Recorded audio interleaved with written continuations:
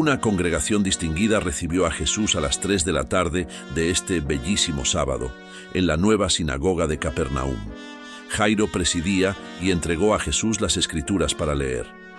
El día anterior, habían llegado de Jerusalén 53 fariseos y saduceos. También estaban presentes más de 30 de los líderes y rectores de las sinagogas vecinas.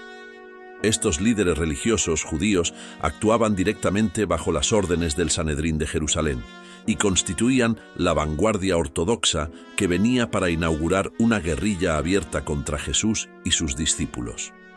Sentados junto a estos dirigentes judíos, en los asientos de honor de la sinagoga, estaban los observadores oficiales de Herodes Antipas, enviados por él para que averiguaran la verdad sobre los preocupantes rumores de que la plebe había intentado en tierras de su hermano Felipe proclamar a Jesús rey de los judíos. Jesús comprendía que estaba por enfrentarse con una inmediata declaración de guerra abierta y jurada por parte de sus enemigos en aumento, y audazmente eligió tomar la ofensiva. Al alimentar a los 5.000, había desafiado las ideas de estos sobre el Mesías material. Ahora, nuevamente decidió poner abiertamente en tela de juicio el concepto del libertador judío. Esta crisis, que comenzó con la alimentación de los 5.000 y culminó con este sermón de la tarde del sábado, marcó el momento en que se redujo drásticamente la corriente de su fama y popularidad. De allí en adelante, el trabajo del reino estaría cada vez más dedicado a la tarea más importante de ganar conversos espirituales duraderos para la hermandad verdaderamente religiosa de la humanidad.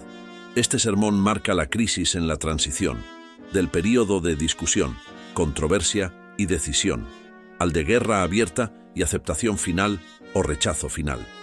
El maestro bien sabía que muchos de sus seguidores estaban lenta, pero seguramente, preparándose mentalmente para un rechazo final.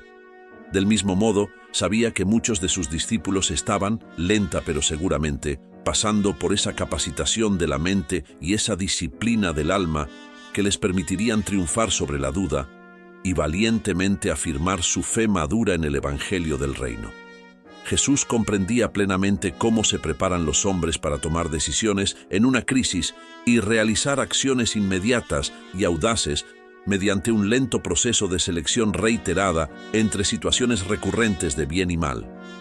Sometió a sus mensajeros elegidos a repetidas pruebas de desilusión y les proporcionó con frecuencia oportunidades llenas de dificultad para que seleccionaran entre el camino justo y el camino erróneo de enfrentar las pruebas espirituales. Sabía que podía confiar en sus seguidores cuando éstos se enfrentaran con la prueba final, que ellos tomarían sus decisiones vitales de acuerdo con actitudes mentales y reacciones espirituales previas y habituales. Esta crisis en la vida terrenal de Jesús comenzó con el episodio de la comida para los 5.000 y terminó con este sermón en la sinagoga. La crisis en la vida de los apóstoles comenzó con este sermón en la sinagoga y continuó durante todo un año, terminando tan solo con el juicio y crucifixión del Maestro. Mientras estaban sentados allí en la sinagoga esa tarde, antes de que Jesús comenzara a hablar, un solo gran misterio, una sola pregunta suprema, se alojaba en la mente de todos. Tanto sus amigos como sus enemigos tenían un solo pensamiento, y era este: ¿por qué sofocó él tan deliberada y eficazmente el entusiasmo popular? Fue inmediatamente antes e inmediatamente después de este sermón cuando la incertidumbre y el desencanto de sus seguidores desilusionados cundieron en una oposición inconsciente que finalmente se transformó en auténtico resentimiento. Fue después de este sermón en la sinagoga cuando Judas Iscariote acarició su primer pensamiento consciente de deserción, pero supo, por el momento, dominar eficazmente tales inclinaciones. Todos se encontraban en un estado de perplejidad. Jesús los había dejado confundidos y en zozobra. Recientemente se había lanzado a la más grande demostración de poder sobrenatural de toda su carrera. El episodio en que sació a los 5.000 fue el acontecimiento singular de su vida terrenal que más apeló al concepto judío del Mesías esperado. Pero esta extraordinaria ventaja fue inmediatamente contrarrestada en forma inexplicable por su pronto e inequívoco rechazo de la corona de rey. El viernes por la noche y nuevamente el sábado por la mañana, los dirigentes de Jerusalén trataron de convencer a Jairo de que impidiera el discurso de Jesús en la sinagoga, pero sin resultados. La única respuesta de Jairo a sus ruegos fue: «Yo he otorgado su solicitud y no me retractaré». Jesús comenzó este sermón leyendo de la ley tal como se encuentra en el Deuteronomio. Pero acontecerá que, si el pueblo no obedece la voz de Dios, con seguridad vendrán sobre ellos las maldiciones de la transgresión. El Señor te entregará derrotado delante de tus enemigos, serás vejado por todos los reinos de la tierra. El Señor te llevará a ti y al rey que hubieres puesto sobre ti a una nación extranjera.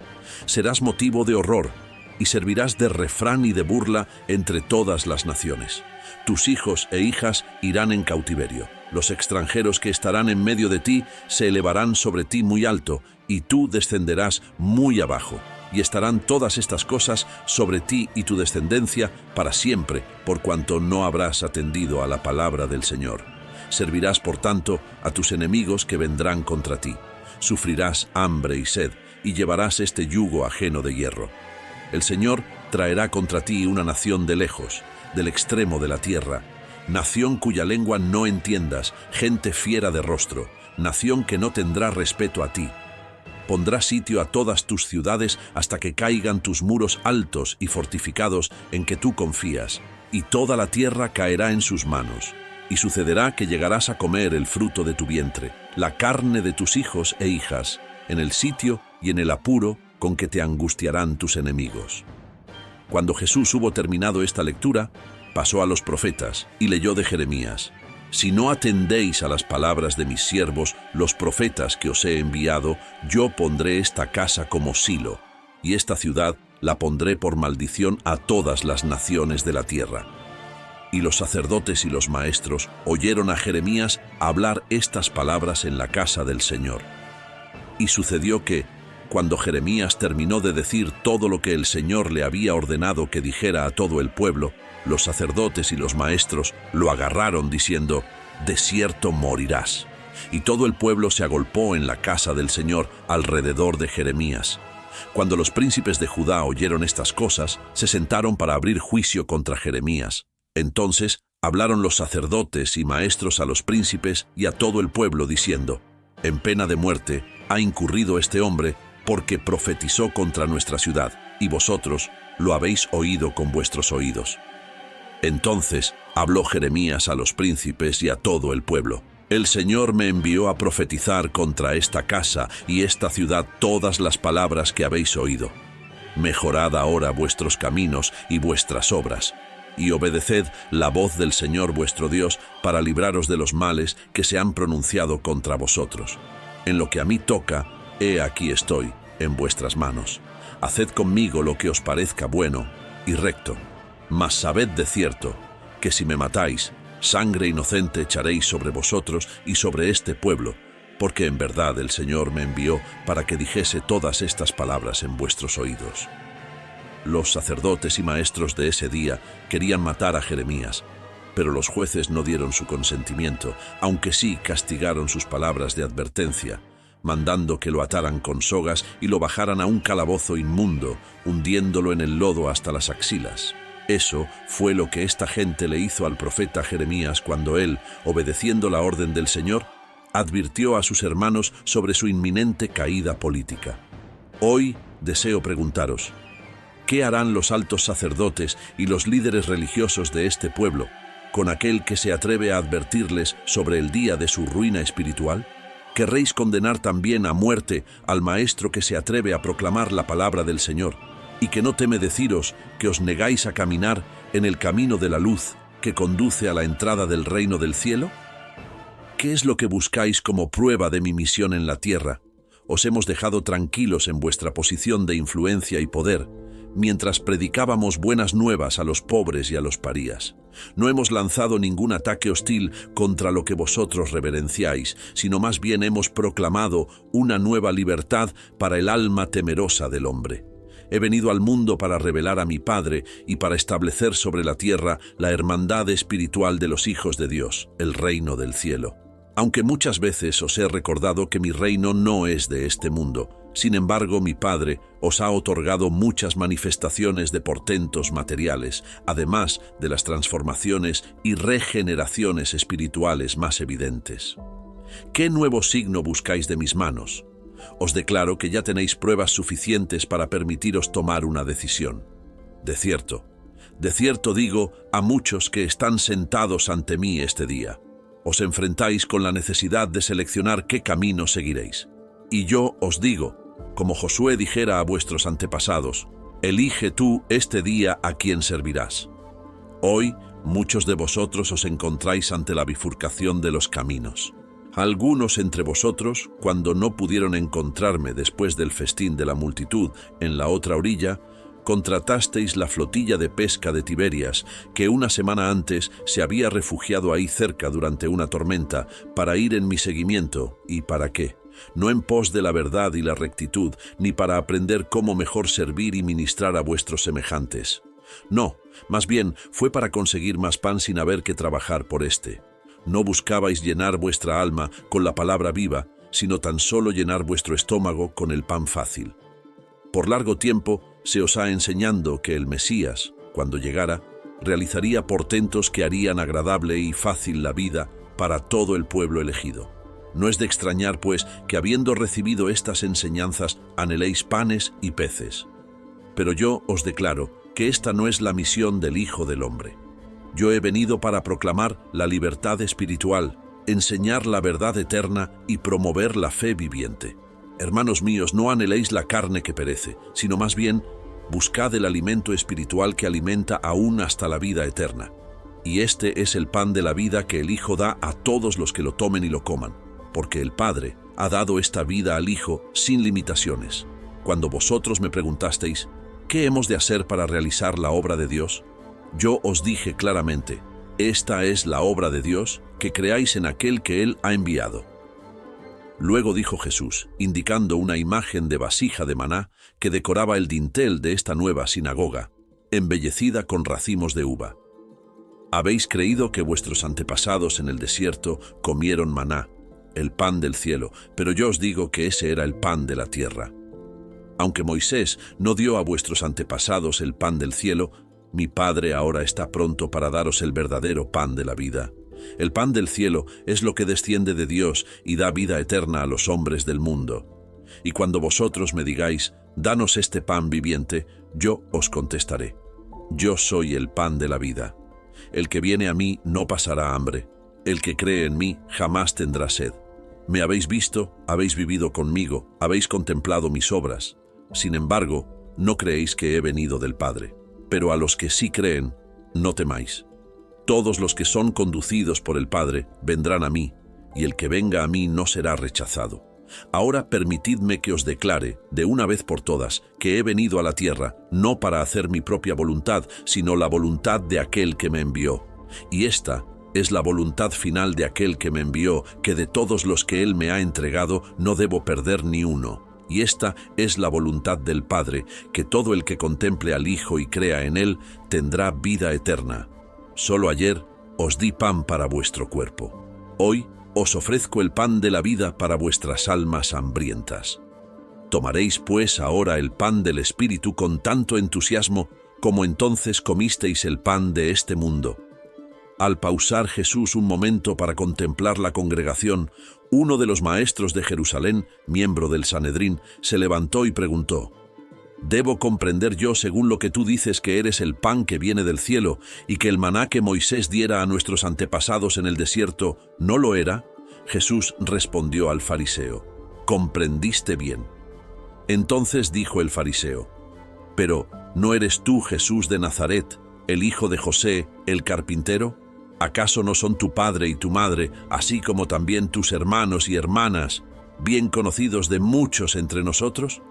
¿Cómo puede ser que vengas aquí a la casa de Dios y declares que has venido del cielo?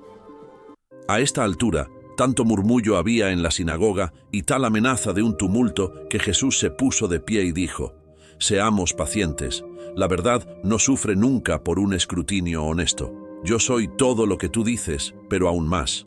El Padre y yo somos uno. El Hijo hace tan solo lo que el Padre le enseña, y todos los que el Padre entrega al Hijo, el Hijo recibirá para sí. Habéis leído donde dicen los profetas: todos seréis enseñados por Dios, y que los enseñados por el Padre también oirán a su Hijo. Todo el que se entrega a la enseñanza del Espíritu residente del Padre, finalmente vendrá a mí. Nadie ha visto al Padre, pero el Espíritu del Padre vive dentro del hombre. Y el Hijo que bajó del cielo, con toda seguridad, ha visto al Padre. Y los que realmente creen en este Hijo ya tienen vida eterna. Yo soy el pan de la vida. Vuestros padres comieron maná en el desierto y están muertos. Pero este pan que desciende de Dios, si un hombre come de él, nunca morirá en el espíritu. Repito, yo soy este pan viviente, y toda alma que llegue a alcanzar esta naturaleza unida de Dios y hombre, vivirá por siempre. Este pan de vida que yo doy a todos quienes quieren recibirlo es mi propia naturaleza viva y combinada. El Padre en el Hijo y el Hijo uno con el Padre. Esa es mi revelación dadora de vida al mundo y mi don salvador para todas las naciones. Cuando Jesús terminó de hablar, el rector de la sinagoga despidió a la congregación, pero no se iban. Se congregaron alrededor de Jesús para hacer más preguntas, mientras otros murmuraban y discutían entre ellos. Este estado de cosas continuó por más de 3 horas. Eran más de las 7 de la noche cuando el público finalmente se dispersó. Muchas fueron las preguntas hechas a Jesús durante esta reunión después del sermón. Algunas fueron formuladas por sus perplejos discípulos, pero más provinieron de los críticos descreídos que tan solo trataban de poner a Jesús en apuros y hacerlo caer en una trampa. Uno de los fariseos visitantes, montado en un farol, gritó esta pregunta: «Nos dices que eres el pan de la vida. ¿Cómo puedes darnos tú tu carne para comer y tu sangre para beber? ¿De qué vale tu enseñanza si no puede ser llevada a cabo?» Jesús respondió a esta pregunta diciendo: «No os enseñé que mi carne es el pan de la vida, ni que mi sangre es el agua viva, pero he dicho que mi vida en la carne es un don del pan del cielo». El hecho del Verbo de Dios hecha carne y el fenómeno del Hijo del Hombre, sujeto a la voluntad de Dios, constituyen una realidad de experiencia que es equivalente al alimento divino. No podéis comer mi carne ni beber mi sangre, pero podéis en espíritu volveros uno conmigo. Aún como yo soy uno en espíritu con el Padre, podéis alimentaros con la palabra eterna de Dios, que es verdaderamente el pan de la vida, y que ha sido donada en la semejanza de la carne mortal. Podéis regar vuestra alma con el Espíritu Divino, que es verdaderamente el agua viva. El Padre me ha enviado al mundo para mostraros cómo desea morar en todos los hombres y guiarlos, y he vivido esta vida en la carne para inspirar a todos los hombres para siempre, a que también traten de conocer y hacer la voluntad del Padre Celestial que en ellos reside. Entonces, uno de los espías de Jerusalén que había estado observando a Jesús y a sus apóstoles, dijo: «Vemos que ni tú ni tus apóstoles os laváis las manos en forma adecuada antes de comer pan. Bien debéis saber que la práctica de comer con las manos sucias e impuras es una transgresión de la ley de los ancianos. Tampoco laváis en forma adecuada vuestras copas de beber y vuestras vasijas de comer. ¿Por qué mostráis tal falta de respeto por las tradiciones de los padres y las leyes de nuestros ancianos?» Cuando Jesús lo oyó hablar, respondió: «¿Por qué transgredís los mandamientos de Dios con las leyes de la tradición? El mandamiento dice: honrarás a tu padre y tu madre, y os ordena que compartáis con ellos vuestra sustancia si es necesario. Pero vosotros aplicáis una ley basada en la tradición, que permite que los hijos desobedientes digan que el dinero que pudiera haber ayudado a los padres ha sido entregado a Dios. Así libera la ley de los ancianos a estos hijos mañosos de sus responsabilidades, sin tomar en cuenta el hecho de que estos hijos subsiguientemente utilizan el dinero para su propia comodidad. ¿Por qué anuláis de este modo el mandamiento basándoos en vuestra tradición? Bien profetizó Isaías vuestra hipocresía diciendo: con sus labios este pueblo me honra, pero su corazón está lejos de mí. En vano me adoran, enseñando como doctrinas los preceptos de los hombres. Bien podéis ver cómo olvidáis el mandamiento, aferrándoos en cambio a las tradiciones de los hombres. Rechazáis sin titubear la palabra de Dios, mientras mantenéis vuestra tradición. De muchas otras maneras os atrevéis a emplazar vuestras enseñanzas por encima de la ley y de los profetas. Entonces se dirigió Jesús a todos los que estaban presentes, diciendo: Pero prestadme atención todos vosotros. No es lo que entra por la boca lo que ensucia espiritualmente al hombre, sino más bien lo que procede de la boca y del corazón. Pero ni siquiera los apóstoles pudieron captar plenamente el significado de sus palabras, porque Simón Pedro también le preguntó: para que algunos de tus oyentes no se sientan innecesariamente ofendidos, ¿puedes explicarnos el significado de estas palabras? Entonces le dijo Jesús a Pedro: ¿es que tú también eres duro de comprensión? ¿Acaso no sabes que toda planta que no haya sembrado mi Padre será desarraigada? Presta atención a los que quieren conocer la verdad. No puedes obligar a los hombres a que amen la verdad. Muchos de estos maestros son guías ciegos, y tú sabes que si un ciego conduce a un ciego, ambos caerán al precipicio. Pero prestad atención cuando os digo la verdad sobre esas cosas que ensucian moralmente y contaminan espiritualmente a los hombres. Yo declaro que no es lo que entra al cuerpo por la boca o llega a la mente por los ojos y los oídos lo que ensucia al hombre. El hombre tan solo se ensucia por el mal que puede originarse dentro de su corazón y que encuentra expresión en las palabras y acciones de estas personas impuras. ¿Acaso no sabes que es del corazón de donde provienen los malos pensamientos, los protervos proyectos de asesinato, robo y adulterio, juntamente con los celos, el orgullo, la ira, la venganza, los regaños y el falso testimonio? Estas son precisamente las cosas que ensucian al hombre, y no el comer pan con las manos ceremonialmente sucias. Ya los comisionados fariseos del Sanedrín de Jerusalén estaban casi convencidos de que había que arrestar a Jesús por blasfemia o porque se mofaba de la ley sagrada de los judíos. Por eso intentaban enredarlo en discusiones sobre algunas de las tradiciones de los ancianos, las así llamadas leyes orales del país, para darle la oportunidad de que las atacara. Sin importarles el hecho que hubiera escasez de agua, estos judíos, encadenados por las tradiciones, no dejaban jamás de realizar el lavado ceremonial de las manos antes de cada comida. Era su creencia que es mejor morir que transgredir los mandamientos de los ancianos. Los espías hicieron esta pregunta porque sabían que Jesús había dicho: la salvación es asunto de corazón limpio más bien que de manos limpias. Pero estas creencias, cuando se vuelven parte de una religión, son difíciles de eliminar. Aún muchos años después de este día, el apóstol Pedro seguía siendo esclavo temeroso de muchas de estas tradiciones sobre la limpieza y la impureza, y finalmente se liberó mediante la experiencia de un sueño extraordinario y vívido. Todo esto se puede comprender mejor si se recuerda que estos judíos consideraban que comer sin lavarse las manos equivalía a comerciar con una prostituta, y ambas acciones eran igualmente castigables de excomunión. Así pues, eligió el maestro discutir y exponer la locura del entero sistema rabínico de reglas y reglamentaciones representado por la ley oral, las tradiciones de los ancianos, todas las cuales eran consideradas más sagradas y más obligatorias para los judíos que las enseñanzas mismas de las Escrituras. Y Jesús habló con menos reserva, porque sabía que había llegado la hora en la que nada más podía hacer para prevenir una ruptura abierta de las relaciones con estos dirigentes religiosos.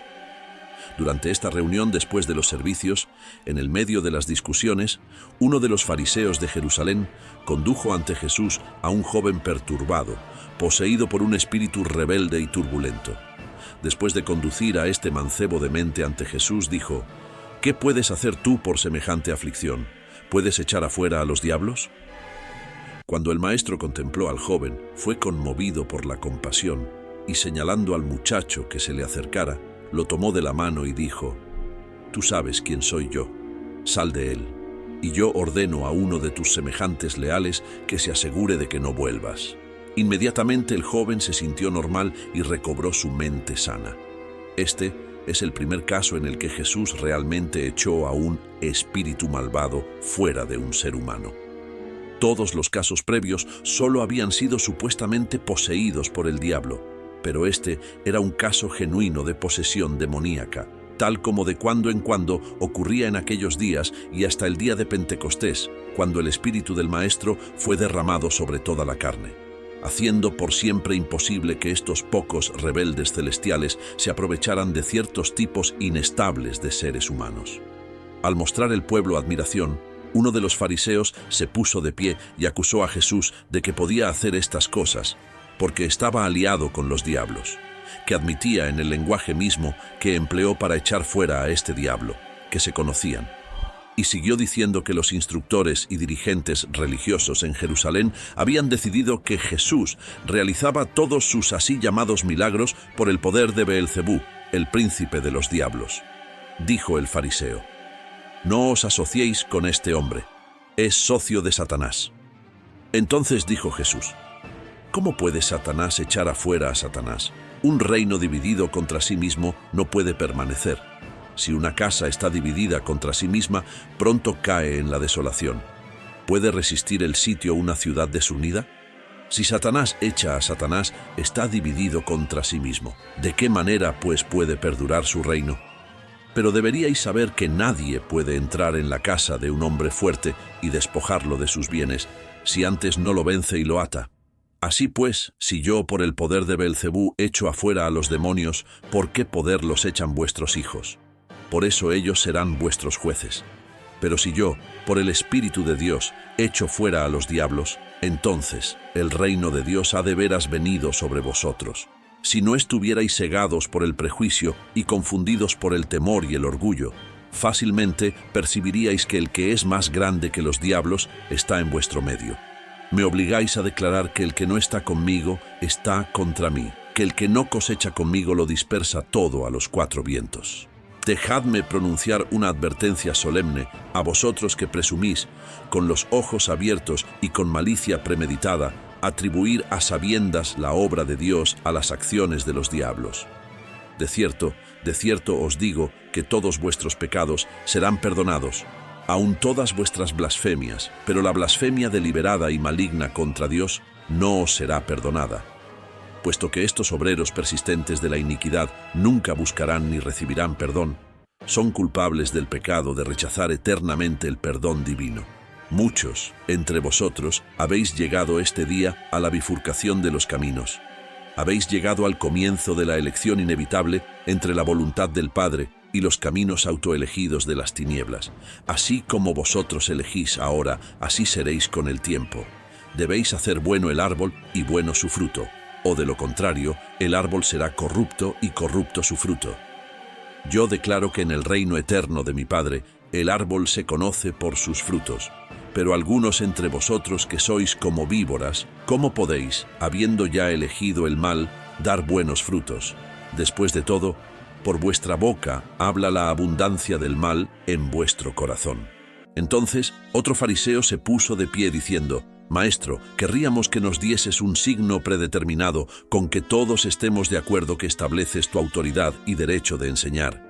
¿Estás de acuerdo con este arreglo? Y cuando Jesús escuchó esto, dijo: Esta generación incrédula y buscadora de signos desea un portento, pero ningún signo se os dará excepto el que ya tenéis, y el que veréis cuando el Hijo del Hombre parta de entre vosotros. Y cuando hubo terminado de hablar, sus apóstoles lo rodearon y lo condujeron fuera de la sinagoga. En silencio se dirigieron con él a la casa en Betsaida. Todos estaban sorprendidos y un tanto atemorizados por el repentino cambio en las tácticas de enseñanza del maestro. No estaban acostumbrados para nada a verle actuar de esa forma tan militante.